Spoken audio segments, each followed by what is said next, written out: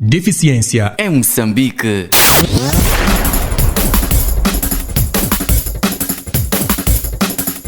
Saudações, amigo ouvinte. Está no ar o programa que é transmitido em mais de 80 rádios comunitárias em Moçambique. Espaço que dá voz às pessoas com deficiência. Estão na companhia de Rafael Bata na apresentação e Abdur Rahman na edição. O programa tem apoio à produção da TV Surdo. Muito obrigado pela preferência e ótima escuta. Amigo ouvinte, nesta edição do seu programa de eleição, vamos falar dos acidentes de viação, que têm semeado luto nas famílias moçambicanas e muitos adquirem a deficiência físico-motora através destes acidentes. O jornalista Abdur Rahman vai conversar com duas pessoas que contraíram a deficiência devido a estes acidentes. A vossa especial atenção. Deficiência em Moçambique. Saudações, amigo 20. Hoje vamos falar sobre acidentes de viação que têm deixado luto às famílias moçambicanas. Não só, também há várias pessoas que contraíram deficiência devido a acidentes de viação. Primeiro vamos conversar com Maimuna Kulit, a partir da cidade de Quilima, na província da Zambésia, onde, durante o seu trabalho, teve capotamento da viatura do seu setor de trabalho, neste caso, e adquiriu a deficiência físico-motora. Vamos falar sobre esta situação e como é que tem vivido o seu dia a dia. Maimuna, muito obrigado por ter aceito o nosso convite e partilhar um pouco da sua história depois do acidente, como é que tem trabalhado. Sabemos que foi transferido para o estado provincial da Matola, na província de Maputo, onde neste momento está a trabalhar. Partilhar um pouco como é que foi o acidente. Após uma atividade de trabalho na unidade sanitária no distrito de Namapa, onde eu estava a trabalhar, saí para pedir apoio ao Shura, distrito de Shura, onde nós trabalhamos em conjunto, colaboração com colegas. Nesta altura recebo uma chamada a nível do governo local para ir dar assistência à minha administradora. Infelizmente, o mesmo dia 3 acabei não chegando lá para atender a ela. Acabei sofrendo este acidente. Foi um acidente basicamente de trabalho. Tinha ido atrás de atendimento à minha administradora. Nesta altura, não perdi a consciência. Eu senti que eu não estava a sentir os meus pés. Comuniquei à família, porque eu estava com família, que não estava a sentir os meus pés. Fui carregada para o carro, porque o nosso carro já não tinha como sair dali. Veio um carro dos polícias de trânsito que estavam em serviço. Apoiaram-nos até a unidade sanitária onde eu trabalhava. Deram assistência, e porque eu não tinha perdido a consciência, eu pedi ao meu colega técnico de cirurgia, o Dr. Silva, que me colocasse um gesso a nível cervical, porque eu sentia que tinha sofrido sim. O meu pescoço não estava em condições. Após a colocação do gesso, houve a ajuda de transporte a nível do governo para nos carregar a nível da cidade de Nampula, no Hospital Central. Eu dei entrada na unidade sanitária do clínica do Dr. João Carlos. Lembro que era no sábado, o Dr. João Carlos estava fora da cidade, estava em Nacala. Foi comunicado através da clínica e se fez presente no dia seguinte, no domingo.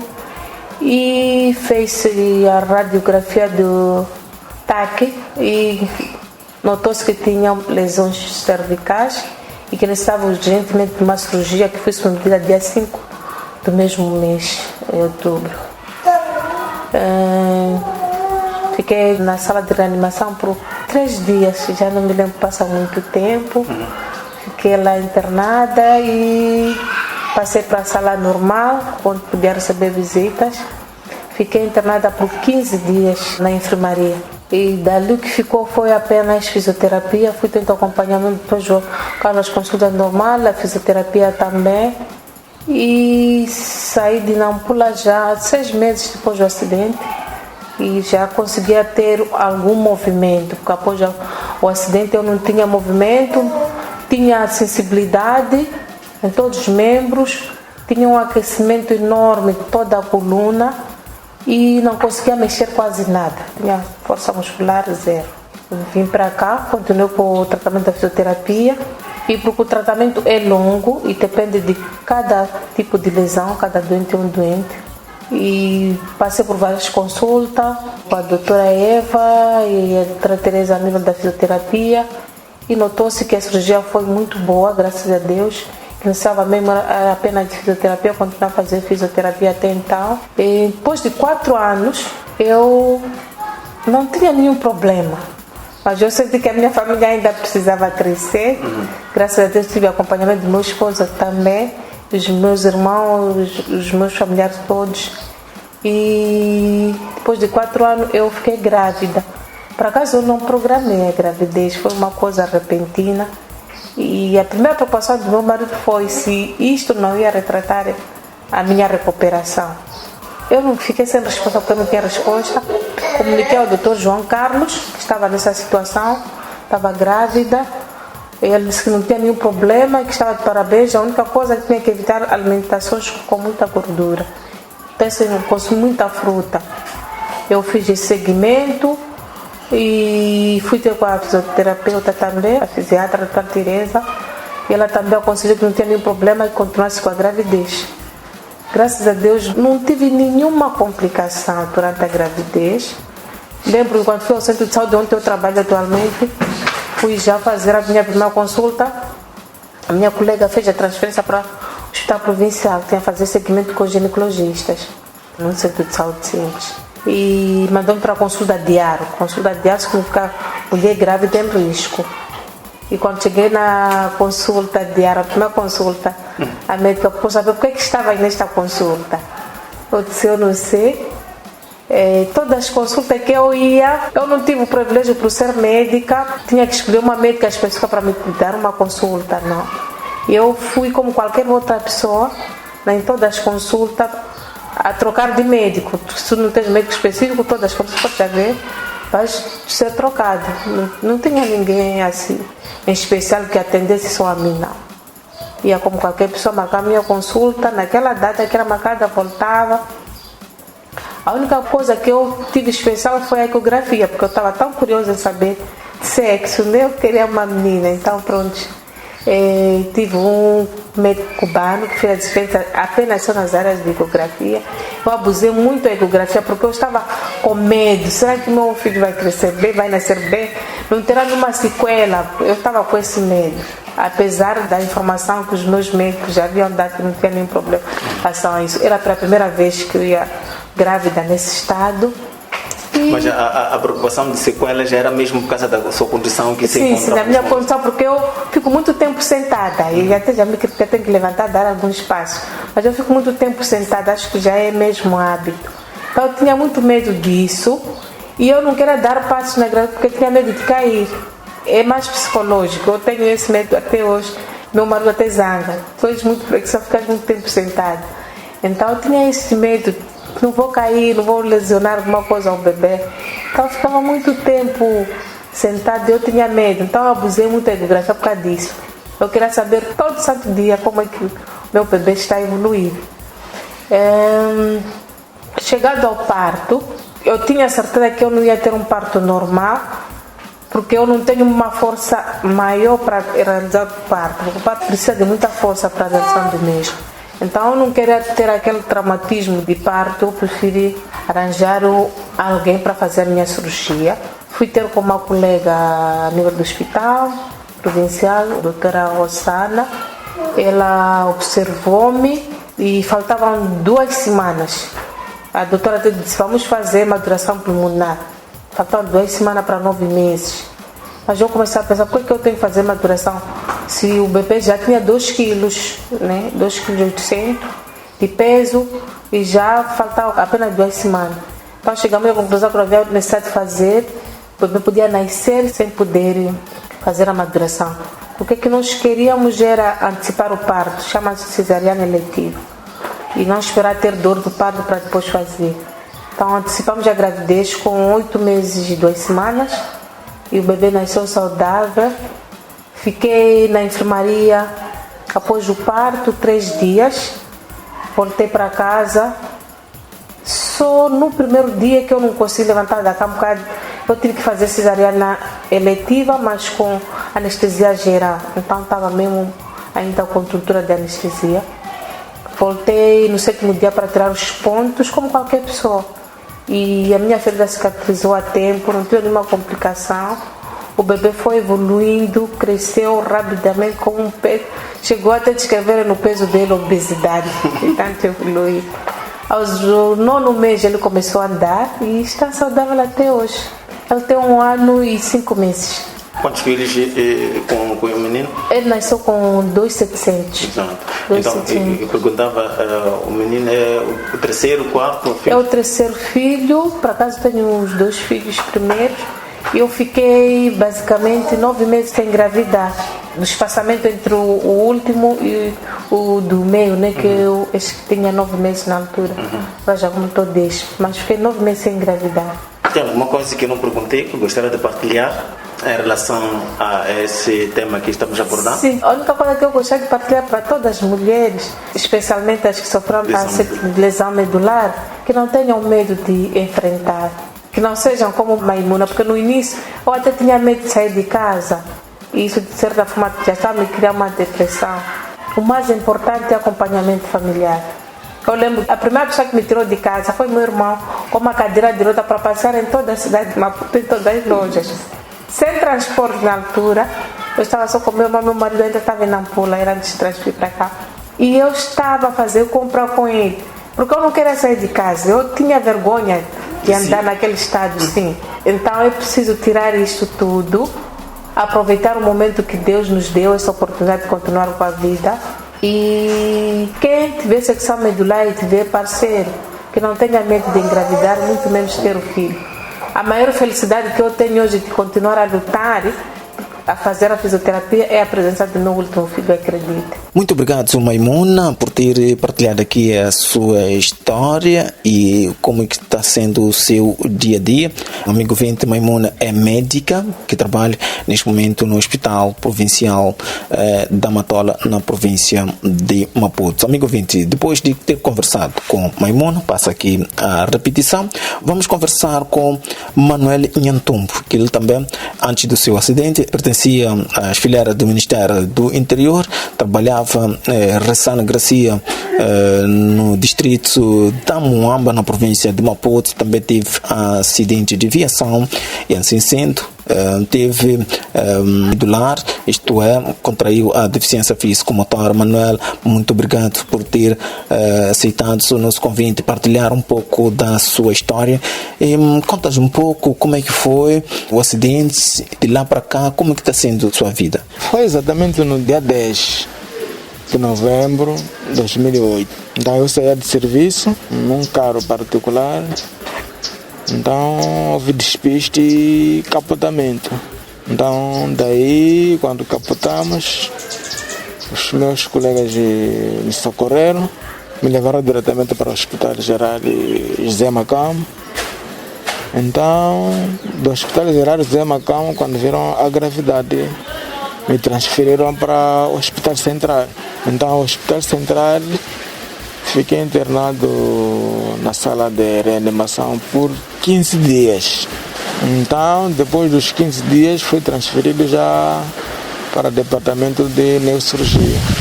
Fiquei mais 30 dias, no total 45 dias. Daí, quando já tive alta, voltei para casa.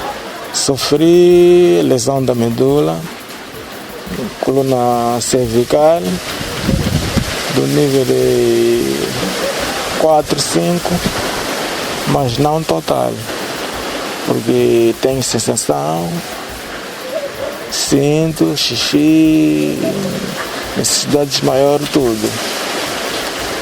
Então daí, quando voltei para casa, isso já em janeiro de 2009, é quando comecei já a fazer fisioterapia.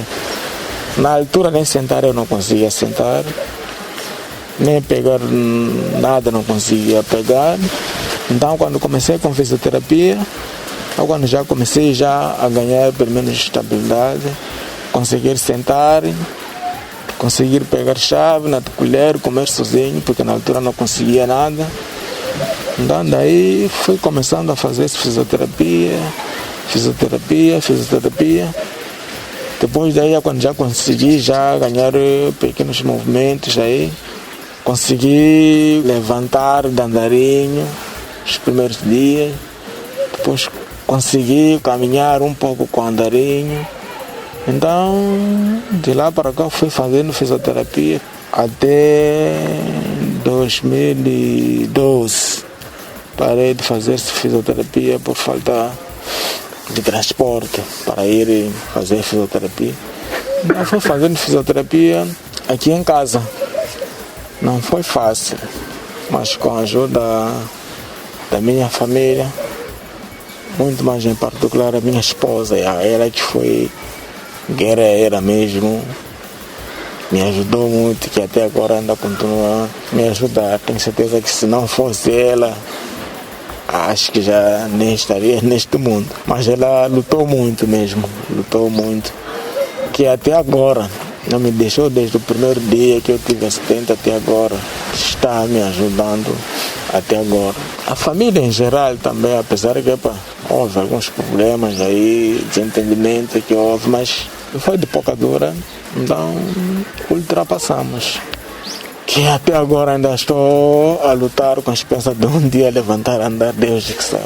Exato. E diz que trabalhava. Como é que ficou o teu trabalho depois da lesão, em termos dos cuidados da sua vida? Como é que ficou? Sabendo que era um funcionário público, não teve uma reforma, como se diz, aquela reforma que não é o tempo adequado, mas por causa mesmo da doença ou mesmo da lesão, tiveram que te dar reforma, não foi isso? Pode explicar um pouco como é que foi? Não, em termos de serviços, em termos de reforma, não me deram reforma. Conforme o que vem apresentado na lei, depois de 2 anos passa a reforma, mas não estou na reforma, estou na condição de doente permanente. Os serviços fazem assistência.